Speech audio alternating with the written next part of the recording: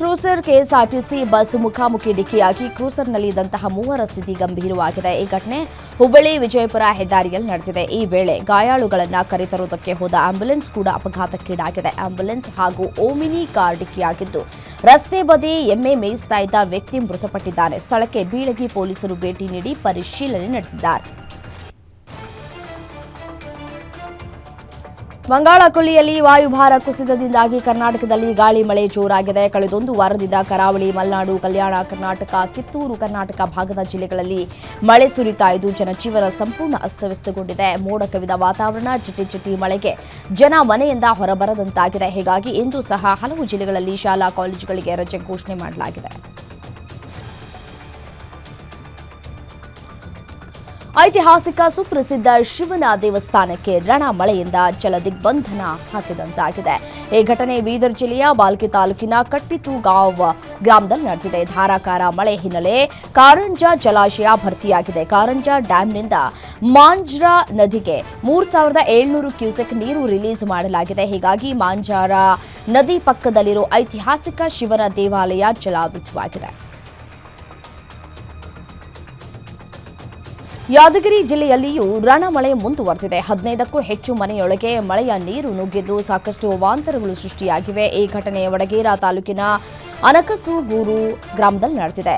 ಮನೆಯಲ್ಲಿ ಇದ್ದಂತಹ ಅಪಾರ ಪ್ರಮಾಣದ ವಸ್ತುಗಳು ಹಾನಿಯಾಗಿದ್ದು ಮಳೆ ನೀರು ಖಾಲಿ ಮಾಡುವುದಕ್ಕೆ ಮಹಿಳೆಯರು ಪರದಾಡಿದ್ದಾರೆ.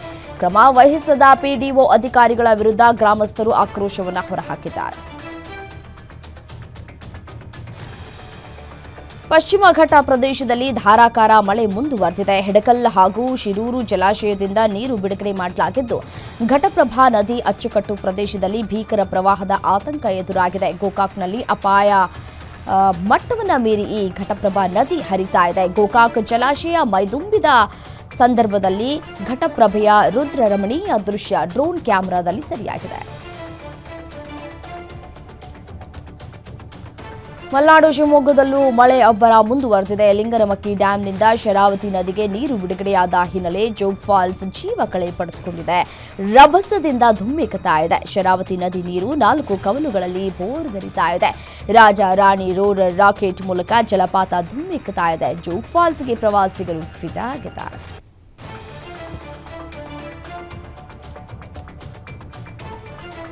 ಸತತ ಮಳೆಯಿಂದ ಉತ್ತರ ಕನ್ನಡ ಜಿಲ್ಲೆಯ ಕಾಳಿ ನದಿ ಪಾತ್ರದ ಬೊಮ್ಮನಹಳ್ಳಿ ಜಲಾಶಯ ಗರಿಷ್ಠ ಮಟ್ಟ ತಲುಪುವ ಹಂತದಲ್ಲಿದೆ. ಜಲಾಶಯದ ಗರಿಷ್ಠ ಮಟ್ಟ 438 ಮೀಟರ್ ಆಗಿದ್ದು ಪ್ರಸ್ತುತ ನೀರಿನ ಮಟ್ಟ 436.79 ಮೀಟರ್ ತಲುಪಲಿದೆ. ಇನ್ನು ಸುರಕ್ಷತಾ ಕ್ರಮವಾಗಿ 1 ಗೇಟ್ ಮೂಲಕ ನೀರು ಬಿಡುಗಡೆ ಮಾಡಲಾಗಿದೆ. ನದಿ ಕೆಳ ಭಾಗದ ಗ್ರಾಮಸ್ಥರಿಗೆ ಸುರಕ್ಷಿತ ಪ್ರದೇಶಕ್ಕೆ ತೆರಳುವಂತೆ ಜಿಲ್ಲಾಡಳಿತದಿಂದ ಸೂಚಿಸಲಾಗಿದೆ.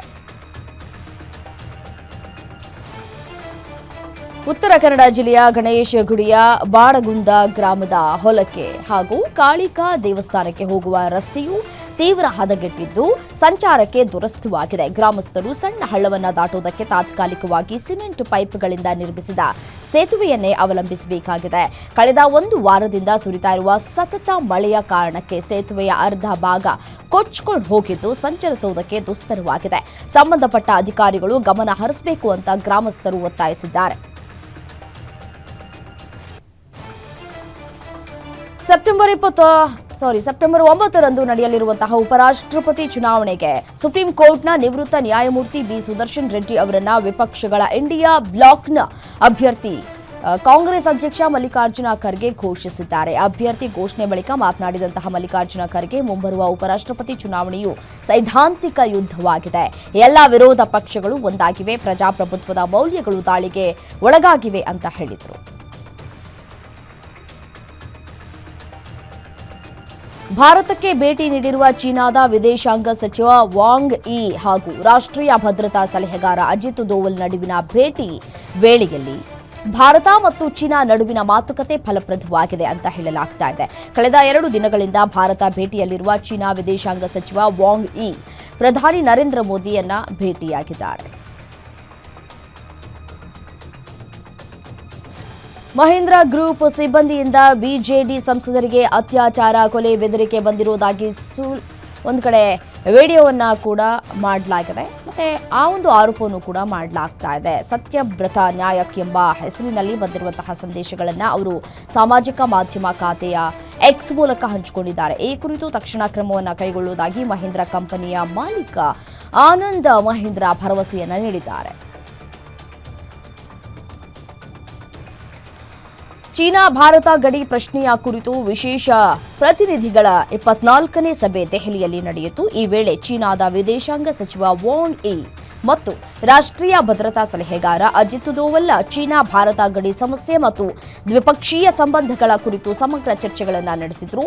ಕಳೆದ ಅಕ್ಟೋಬರ್ನಲ್ಲಿ ಮಿಲಿಟರಿ ಬಿಕ್ಕಟ್ಟು ಕೊನೆಗೊಂಡ ನಂತರ ಭಾರತ ಮತ್ತು ಚೀನಾ ಗಡಿಯಲ್ಲಿ ಶಾಂತಿ ನೆಲೆಸಿದೆ, ವಿವಿಧ ಕ್ಷೇತ್ರಗಳಲ್ಲಿ ಪ್ರಗತಿ ಸಾಧಿಸಿವೆ ಅಂತ ರಾಷ್ಟ್ರೀಯ ಭದ್ರತಾ ಸಲಹೆಗಾರ ಅಜಿತ್ ದೋವಲ್ ಹೇಳಿದ್ದಾರೆ.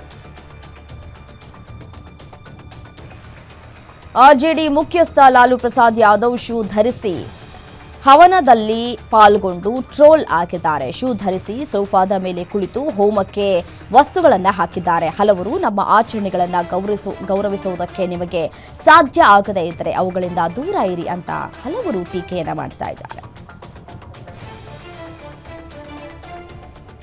ದುಷ್ಕರ್ಮಿಗಳು ಯುವಕನೊಬ್ಬನ ಮೇಲೆ ಕ್ರೂರವಾಗಿ ಹಲ್ಲೆ ನಡೆಸಿದ ಘಟನೆ ಮಧ್ಯಪ್ರದೇಶದ ಗ್ವಾಲಿಯರ್ನಲ್ಲಿ ನಡೆದಿದೆ. ಆರೋಪಿಗಳು ಯುವಕನನ್ನ ಥಳಿಸಿ ಕೂದಲು ಹಿಡಿದು ಎಳೆದಾಡಿದ್ದಾರೆ. ಅಷ್ಟೇ ಅಲ್ಲ, ಅಪ್ಪ ಅಂತ ಕರೆಯುವಂತೆ ಆತನಿಗೆ ಧಮಕಿ ಹಾಕಿದ್ದಾರೆ. ಈ ವಿಡಿಯೋ ಸಾಮಾಜಿಕ ಜಾಲತಾಣದಲ್ಲಿ ವೈರಲ್ ಆಗಿದ್ದು ಆರೋಪಿಗಳ ವಿರುದ್ಧ ಪೊಲೀಸರು ಕೇಸ್ ದಾಖಲಿಸಿದ್ದಾರೆ.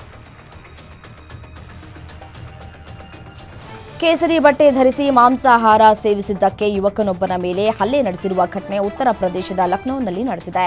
ಈ ವಿಡಿಯೋ ಸಾಮಾಜಿಕ ಜಾಲತಾಣಗಳಲ್ಲಿ ವೈರಲ್ ಆಗಿದೆ. ಡಾಬಾದಲ್ಲಿ ಕೇಸರಿ ಬಟ್ಟೆ ಧರಿಸಿ ಚಿಕನ್ ತಿಂತಾ ಇದ್ದ ಯುವಕರೊಂದಿಗೆ ವಾಗ್ವಾದ ನಡೆಸಿದ ವ್ಯಕ್ತಿಯೋರ್ವ ಹಲ್ಲೆ ನಡೆಸಿರುವುದು ವಿಡಿಯೋದಲ್ಲಿ ಸೆರೆಯಾಗಿದೆ. ಮಹಾಮಳೆಗೆ ತತ್ತರಿಸ್ತಾ ಇರೋ ಮುಂಬೈನಲ್ಲಿ ಮೋನೋ ರೈಲೊಂದು ಮಾರ್ಗ ಮಧ್ಯೆ ಕೆಟ್ಟು ನಿಂತಿದೆ. ಚೆಂಬೂರು ಸಮೀಪದ ಮೈಸೂರು ಕಾಲೋನಿಯಲ್ಲಿ ಈ ಘಟನೆ ನಡೆದಿದೆ. ವಿದ್ಯುತ್ ಪೂರೈಕೆಯಲ್ಲಿ ಸಮಸ್ಯೆ ಉಂಟಾಗಿ ಚಲಿಸ್ತಾ ಇದ್ದ ಮೋನೋ ರೈಲು ಅರ್ಧದಲ್ಲಿ ನಿಂತಿದೆ. ಭೀಕರ ಅವಘಡದಲ್ಲಿ ನೂರಾರು ಪ್ರಯಾಣಿಕರು ರೈಲಿನಲ್ಲಿ ಸಿಲುಕಿ ಉಸಿರಾಟಕ್ಕೆ ಸಮಸ್ಯೆಯಿಂದ ಪರದಾಟವನ್ನು ಅನುಭವಿಸುವಂತಾಗಿತ್ತು. ಈ ಹಿನ್ನೆಲೆಯಲ್ಲಿ ರೈಲಿನಲ್ಲಿ ಇದ್ದಂತಹ ಪ್ರಯಾಣಿಕರೇ ಮೋನೋ ರೈಲಿನ ಗಾಜನ್ನ ಹೊಡೆದು ಹಾಕಿದ್ದಾರೆ. 2 ಕ್ರೇನ್ ಹಾಗೂ ಅಗ್ನಿಶಾಮಕ ಸಿಬ್ಬಂದಿಯಿಂದ ರಕ್ಷಣಾ ಕಾರ್ಯಾಚರಣೆಯನ್ನು ನಡೆಸಿ ಪ್ರಯಾಣಿಕರನ್ನ ರಕ್ಷಣೆ ಮಾಡಲಾಗಿದೆ. ಮಹಾರಾಷ್ಟ್ರದಲ್ಲಿ ವರುಣನ ಅಬ್ಬರ ಜೋರಾಗಿದೆ. ಮಹಾಮಳೆಗೆ 6 ಮಂದಿ ಸಾವನ್ನಪ್ಪಿದ್ದು ನೂರಾರು ಮಂದಿ ನಿರಾಶ್ರಿತರಾಗಿದ್ದಾರೆ. ಮುಂಬೈನಲ್ಲಿ ಧಾರಾಕಾರ ಮಳೆಯಾಗ್ತಾ ಇದ್ದು ಜನಜೀವನ ಸಂಪೂರ್ಣ ಅಸ್ತವ್ಯಸ್ತವಾಗಿದೆ. ತಗ್ಗು ಪ್ರದೇಶಗಳು ಸಂಪೂರ್ಣ ಜಲಾವೃತಗೊಂಡಿವೆ. ಮುಂದಿನ 48 ಗಂಟೆಗಳಲ್ಲಿ ಭಾರೀ ಮಳೆಯಾಗುವ ಸಾಧ್ಯತೆ ಇದ್ದು ಮುಂಬೈ, ಥಾಣೆ, ರಾಯಗಢ, ರತ್ನಗಿರಿ ಮತ್ತು ಸಿಂಧುದುರ್ಗ ಜಿಲ್ಲೆಗಳಿಗೆ ರೆಡ್ ಅಲರ್ಟ್ ಘೋಷಿಸಲಾಗಿದೆ. ಕಳೆದ ವರ್ಷ ಜೂನ್ನಲ್ಲಿ ಬ್ರಿಟಿಷ್ ಪ್ರಧಾನಿಯಾಗಿದ್ದ ರಿಷಿ ಸುನಾಕ್ಗೆ ಜನಾಂಗೀಯ ಕೊಲೆ ಬೆದರಿಕೆ ಇಮೇಲ್ ಕಳುಹಿಸಿದ್ದಂತಹ 21 ವರ್ಷದ ವ್ಯಕ್ತಿಗೆ 14 ವಾರಗಳ ಕಾಲ ಜೈಲು ಶಿಕ್ಷೆ ಮತ್ತು 2 ವರ್ಷ ನಿರ್ಬಂಧ ವಿಧಿಸಲಾಗಿದೆ. ಯಾರ್ಕ್ ಶೈರ್ನ ರಿಚ್ಮಂಡ್ ಮತ್ತು ನಾರ್ಥಲ್ಟರ್ನ ಸಂಸದ ಸುನಾಕ್ ಇಮೇಲ್ ವಿಳಾಸಕ್ಕೆ 2 ಬೆದರಿಕೆ ಆಕ್ಷೇಪಾರ್ಹ ಇಮೇಲ್ಗಳನ್ನು ಕಳುಹಿಸಿರುವುದಾಗಿ ವಾಯುವ್ಯ ಇಂಗ್ಲೆಂಡ್ನ ಮರ್ಸಿಸೈಡ್ನಲ್ಲಿರುವ ಬಿರ್ಕೆನ್ ಹೆಡ್ನ ಲಿಯಾಮ್ ಶಾ ತಪ್ಪನ್ನ ಒಪ್ಪಿಕೊಂಡಿದ್ದಾರೆ ಅಂತ ಹೇಳಿ ಬ್ರಿಟನ್ನ ಕ್ರೌನ್ ಪ್ರಾಸಿಕ್ಯೂಷನ್ ಸರ್ವಿಸ್ ತಿಳಿಸಿದೆ.